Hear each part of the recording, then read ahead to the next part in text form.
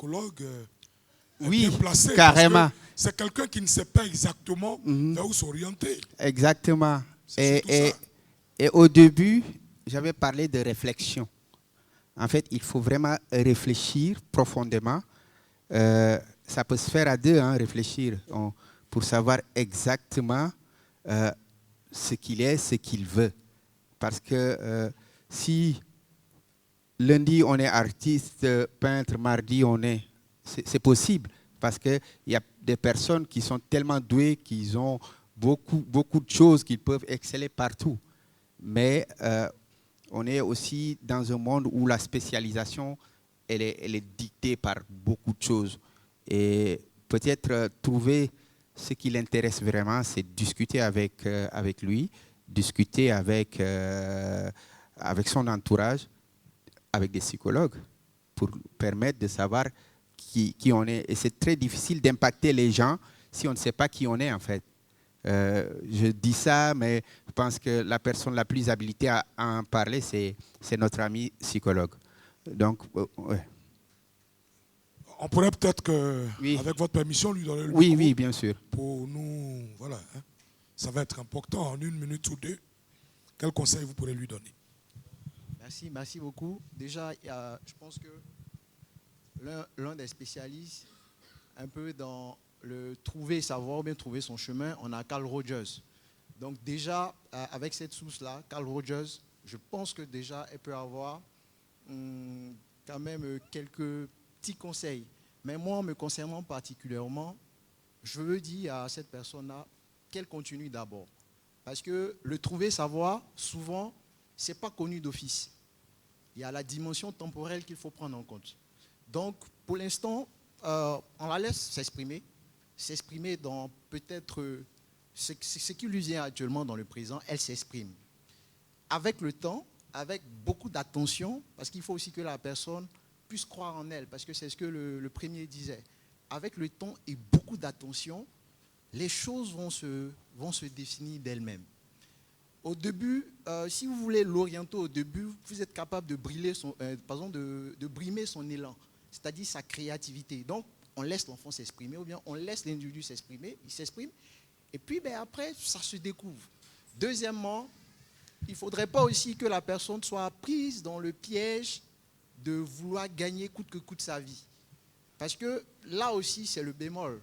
Dès l'instant où la dimension monétaire, gagner sa vie vient, automatiquement, ça devient un brouillard qui automatiquement ferme ton chemin. Donc, il faudrait être d'abord passionné, faire sans forcément vouloir atteindre ce côté, il faut forcément que je m'en sorte, il faut forcément que je m'en sorte. Ça va demander beaucoup de persévérance, de détermination. Et puis, si la personne est croyante, je ne sais pas si elle peut également aussi demander une assistance peut-être divine, quoi. Et puis, les choses peuvent se faire rapidement. Voilà ce que je peux Merci. Dire. On va peut-être sortir du cabinet des psy. Ouais. Attendez, je viens là et je reviens à notre ami.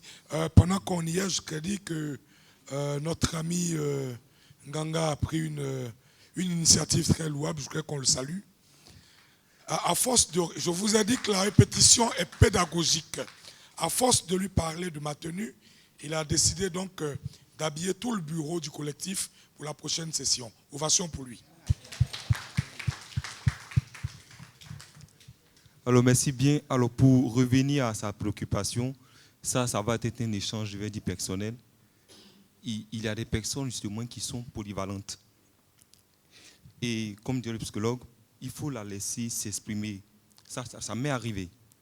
Ça, je le dis. Je suis artiste plasticien, je suis une Guivé Marie. Mais avant d'aller faire le marketing, j'avais déjà des expositions en gestion. Donc, et les parents, vous savez, quand tu es comme ça en Afrique, on ne tourne pas bien. Ça, je vous le dis, pour là, les parents n'ont pas voulu. Je me lance pas, j'étais très bien à l'école. Ils ont dit non, c'est là, c'est pour les personnes des familles riches, il faut laisser ça là. Il faut aller à l'école, mon petit. Voilà, nous, on veut l'argent. Et vous voyez, même au supérieur, mes professeurs m'ont dit, Drogba, lui, son talent est dans son pied. Pour toi, est dans tes mains. Il ne faut pas laisser. Et cette phrase-là m'a marqué. Et quand vous évoluez, pour ceux qui sont...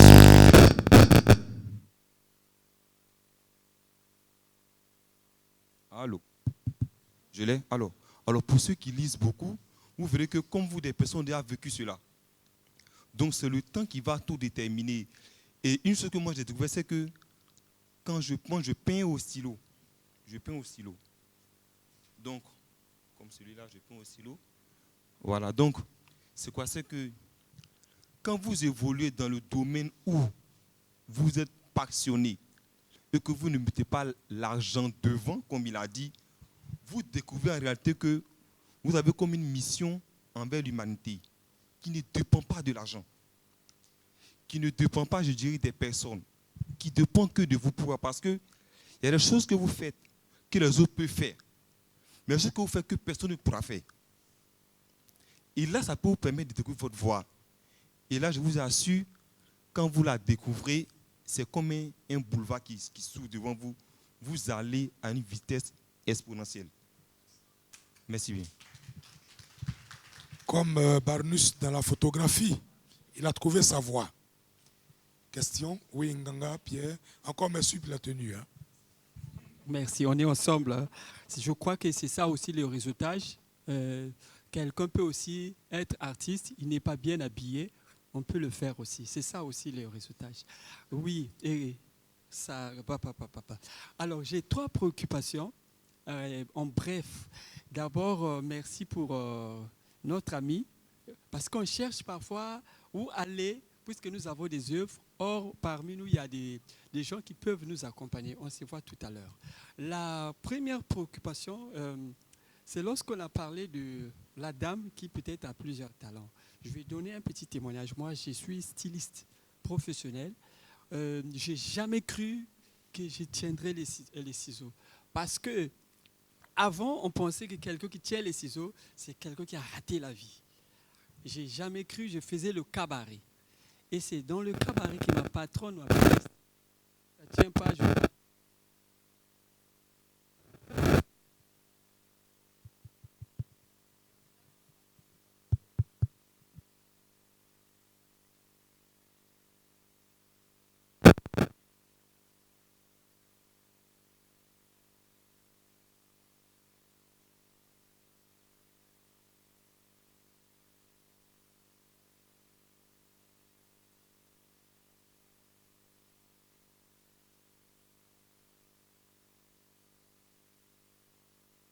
ouvert son agenda, il a écrit. Bon, c'est vrai, j'avais eu après la diarrhée. Parce que je me suis rendu compte que ce que j'avais dit, je n'avais pas fait, je n'avais pas ça. Mais ça fait créer un déclic en moi. Jusqu'à ce que je dis, bon, il faut que je parte faire des recherches sur Internet. Pendant que j'ai fait des recherches, j'ai vu comme s'il y a quelque chose qui entrait. J'ai dit, bon, à partir d'aujourd'hui, j'entre dans le domaine. On ne s'est plus vu avec cette dame. Parce que le jour du rendez-vous, elle avait eu un souci, elle était répartie en France. Mais c'est le petit clic après que je ne peux pas les laisser parce que si on m'a présenté devant quelqu'un, on peut me présenter devant le président de la République et qui va me demander de faire une chimie. Je suis compris dans le domaine. On n'a pas cru en moi jusqu'à ce que chacun est juste en train d'écouter à ce Magic System, c'est là où on a pu dire assez qu'il est professionnel. Donc, quelque part, moi je pense que on peut mener 2 talents, on peut exercer 2 activités. C'est là où on parle aussi des hommes d'affaires. Ce n'est pas seulement une affaire, par exemple de la musique, on peut mener une affaire dans la musique, une affaire dans le mode, de la mode, et ainsi de suite. Il suffit juste de bien les combiner. Je passe. Deuxième préoccupation. Alors, quand on parle de contenu, raconter son histoire, aujourd'hui, qu'est-ce qu'on peut dire de quelqu'un, je crois il y a 2 jours, bien un jour, hier même, qui a parlé d'abord, on a appuyé sur notre président, lui, il a parlé de ça. 2 jours après, il revient pour dire que je suis en danger. Publiez, partagez le direct, je suis en danger, je suis en danger. Et donc, tout le monde a vu que la personne est en danger. Les gens ont commencé à partager son direct. À la fin, finalement, c'est pour nous présenter, ce n'est pas un savant, c'est pour j'ai même bloqué la personne. Je ne veux même plus l'écouter parce que quel est le conseil que vous donnez? m'autoriser à ce genre de, je sais pas, d'introduction. Je suis en danger parce que tout à l'heure, Marco a bien dit, en fait, elle ne dit pas que forcément il faut que nos œuvres prennent 1 minute. Mais à partir de la 13e seconde, 14e seconde, c'est-à-dire de 1 seconde à 13, si la personne qui t'écoute a coupé, donc tu n'es pas rémunéré au fait. Donc il faudrait que l'introduction de 0, c'est 1 seconde, je crois bien, 1 seconde jusqu'à 14, que la personne t'écoute. À partir de la 15e seconde, l'argent commence à compter. Jusqu'à peut-être 2 minutes, 3 minutes, ainsi de suite. Donc, ça ne veut pas dire que le produit peut être bon, mais si l'introduction, là, c'est que l'introduction, la personne zappe à 12e seconde, il n'y aura pas le pognon. C'est ça, je crois, j'ai bien compris. Hein. Je peux d'abord m'arrêter par là. Mais cela pose la problématique de l'introduction. Si vous vous rappelez, aussi bien à l'école primaire qu'au collège, on nous disait toujours une bonne introduction, c'est la moitié du chemin qui est déjà parcouru. Mieux vous introduisez, plus vous êtes sûr de gagner de l'argent. Vous avez parlé de titres attrayants, de titres qui captivent pour les journalistes, même pour un album. Trouver le bon titre, le titre qui va faire réfléchir, en tout cas, qui va dire, tiens, de quoi il parle, c'est important. On a parlé aussi de cette façon de capter l'attention, mais il y a aussi cet aspect éthique-là qu'il faut tenir en compte. On parle d'artiste honnête. D'artiste honnête, c'est par rapport à l'expression de son moi profond, mais c'est aussi au respect de l'éthique. En tout cas, pour moi, il ne faut pas aller se mettre sur les extrêmes, parce que les extrêmes sont dangereux, en fait. Il ne faut jamais aller se mettre sur les extrêmes. Il faut être équilibré.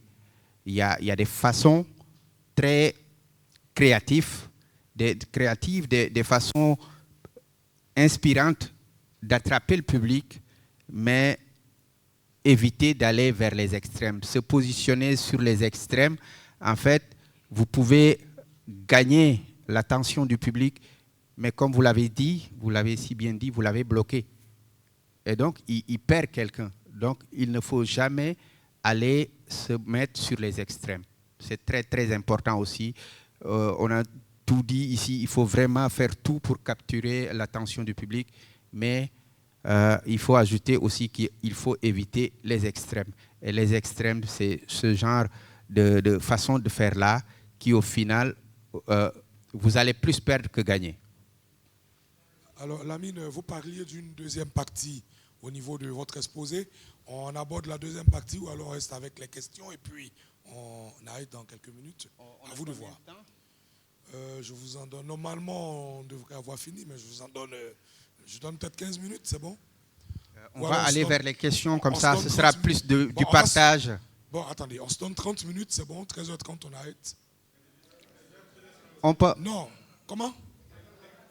on peut aller vers les questions, comme ça on partage. D'accord. Banus, s'il vous plaît, soyons brefs pour que tout le monde puisse poser sa préoccupation. Ouais. Je vais aller rapidement. J'ai une question qui me brûle le cœur, c'est... Ok, là, j'ai bien suivi avec intérêt tout ce que vous avez dit. Il y a quelque chose qui me revient, c'est que c'est l'authenticité, être soi-même. Mais la question qui me vient aujourd'hui, on n'a pas encore parlé de la problématique de l'IA. Est-ce qu'il n'y a pas la possibilité aujourd'hui de fabriquer un artiste pour qu'il puisse faire un tabac? Merci. On dit que le succès, il y a une recette, hein, mais elle n'est pas connue. Vous parlez d'IA, je pense qu'il y a l'année dernière, il y a quelques mois, peut-être 5 à 6 mois, la chanson de Kanye West, je pense, c'est Kanye et je ne sais plus qui d'autre, qui avait cartonné, alors que c'était une fabrication artificielle, une chanson artificielle qui avait buzzé, qui avait fait des millions de vues avant qu'on se rende compte que c'était en fait l'IA qui était derrière. Il y a récemment aussi une autre histoire d'un concours de photographie qui vous intéresse donc. Le gagnant, le premier prix, en fait, on s'est rendu compte qu'en fait, c'était une œuvre artificielle. En tout cas, une œuvre, derrière cette œuvre-là, il y avait l'intelligence artificielle. Donc, c'est possible. Et on a, peut-être vous allez développer ça dans les mois qui sont à venir. L'IA aussi, c'est un outil, on n'en a pas vraiment parlé, qu'il faudra prendre en compte parce que ça contribue en fait à la créativité, ça booste la créativité et c'est important de tenir compte de ça. Mais après, l'IA est au service, c'est un outil en fait de l'artiste et on peut s'accaparer de l'IA pour faire de très belles choses. On voit, je ne sais pas si vous avez vu l'affiche du Massa, en tout cas les premiers visuels qui sont sortis, on présente une dame, une africaine très belle, mais qui est presque à moitié robot.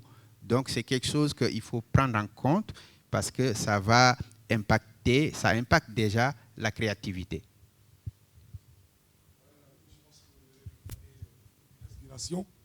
Je vais sortir mon premier single dans quelques heures et ce sera avec l'IA. Absolument. Une chanson chantée dans une langue qu'on n'aura jamais entendue jusque-là. Intéressant. Bien, une préoccupation ici avant le doyen Bizolo. Il y avait un doigt avant vous. Je reviens à vous dans un moment.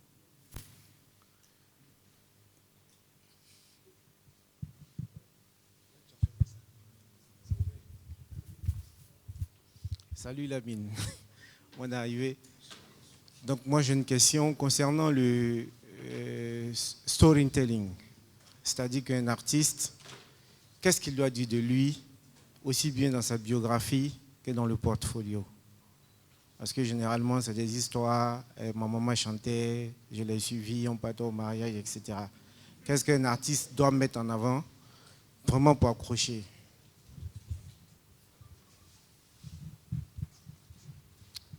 Lui, c'est le Coran. Hein. Il a la réponse à sa question déjà, parce qu'il maîtrise tout ça. Amadou, merci. Il y a des éléments qui sont essentiels. Parce que si vous vous présentez, que vous oubliez votre nom, par exemple, je le dis bêtement, mais il y a des choses qui sont essentielles dans une bio. Une bio, c'est quoi? C'est un parcours. Qu'est-ce qu'il faut raconter? Il faut raconter son histoire. C'est vrai. Mais il y a une façon de le raconter en tenant en compte qu'il faut des éléments essentiels. Je parlais tout à l'heure de moments clés. Quand on débute, qu'est-ce qui vous a fait débuter? C'est vrai, parfois, c'est surtout en Afrique, ma maman chantait ou quelque chose comme ça. Mais il y a une autre façon de faire pour dire qu'on a été influencé, parce que dans mon propos, à l'introduction, il y avait aussi les influences, parce que c'est important.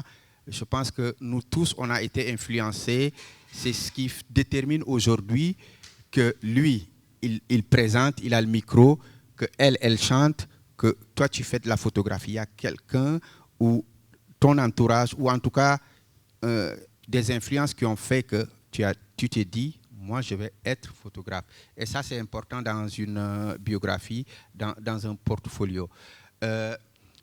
Qu'est-ce qui est aussi important que je vois malheureusement qui n'est pas important et que je vois dans les biographies que moi j'édite sur Music in Africa, c'est Amadou Sanou à l'état civil.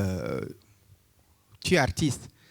Et c'est une tradition très africaine dans tous nos pays. Je pense que même dans nos présentations, c'était je ne sais pas qui à l'état civil. We don't need that.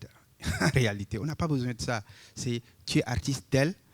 Moi, dans les formations en critique qu'on fait, je ne veux pas voir que tu me dises qu'Alpha Blondy s'appelle Seydou Kone. Non.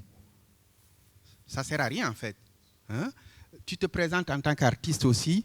tu donnes ton nom d'artiste, c'est tout simple. Et tu avances, tu dis tu es né là, tu as fait ça. Ça, c'est des moments clés qui ont déterminé ton engagement ou le plongeon vers l'art que tu fais. C'est ça qui est important. C'est des petits détails, mais qui déterminent. Parce que même celui qui va lire ton portfolio pour te programmer, par exemple, au FIGAS, il n'a pas besoin de savoir que, je ne sais pas, à l'état civil, on t'a appelé Honoré, je ne sais pas quoi. C'est des petites choses comme ça qu'on peut enlever parce qu'il faut que ce soit fluide. Moi, en tant que journaliste, j'édite beaucoup de textes. La première chose que je cherche dans un texte, c'est à le fluidifier, en fait. Parce que quand c'est fluide, c'est plus digeste. Et ça, c'est important dans les biographies, que ce soit cohérent, la cohérence, la fluidité, et que ce soit complet, qu'il y ait les informations essentielles, que tu as débuté là, que tu as fait là, qu'en 2014, tu as sorti ce titre qui a cartonné, et de ça à ça à ça, ça a donné ce que tu es en 2024. Fluidité, cohérence et complet. Une biographie, un portfolio doit être, en tout cas, avoir ces qualités-là. Et je vais juste ajouter, nos textes, nous, Africains, c'est trop lourd, trop compliqué. Alors que si on fait simple, on y gagne tous.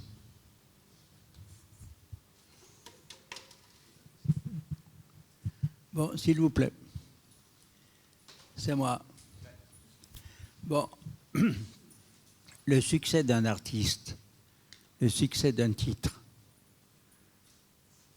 c'est quelque chose de fantastique. Je prends l'exemple, il y a 3 ans, de Jérusalem, que tout le monde a entendu, tout le monde a connu. Le titre est sorti en Afrique du Sud. Oui, il marchait. Mais une fois que les jeunes Angolais ont fait la chorégraphie, c'est parti dans le monde entier. Tout le monde dansait ça.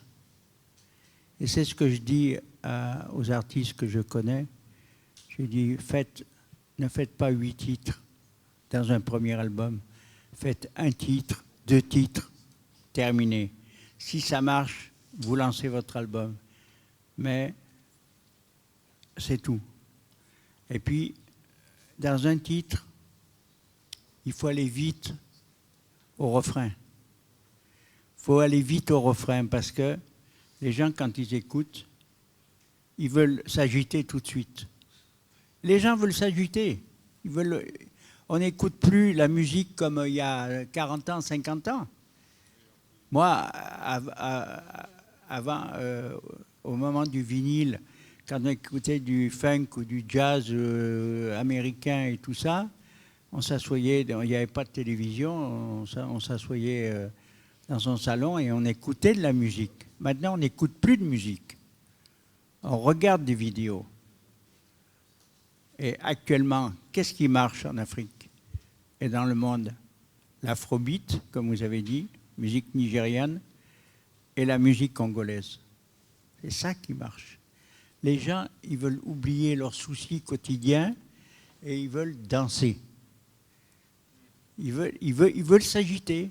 Ben, on a vu pendant la coupe, dans les rues, tous les jeunes, les vieilles dames et tout ça. Allez, ça remue partout.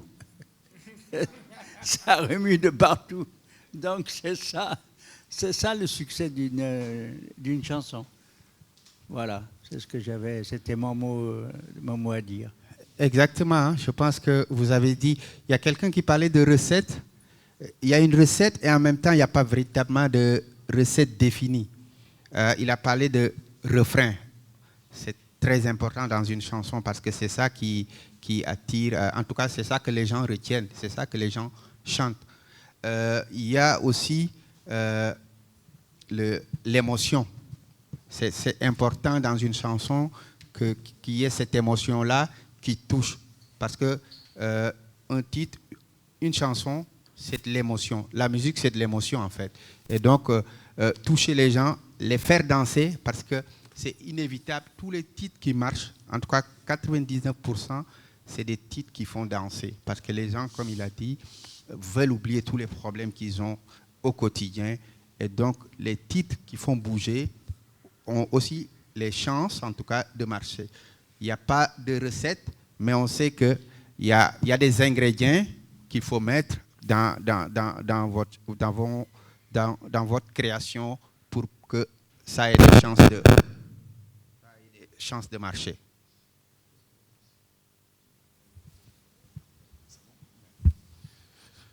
Bien, chers Afassiens, chères Afassiennes, je pense que nous en avons beaucoup appris avec notre cher Amine Ba. Amine, on va vous dire merci pour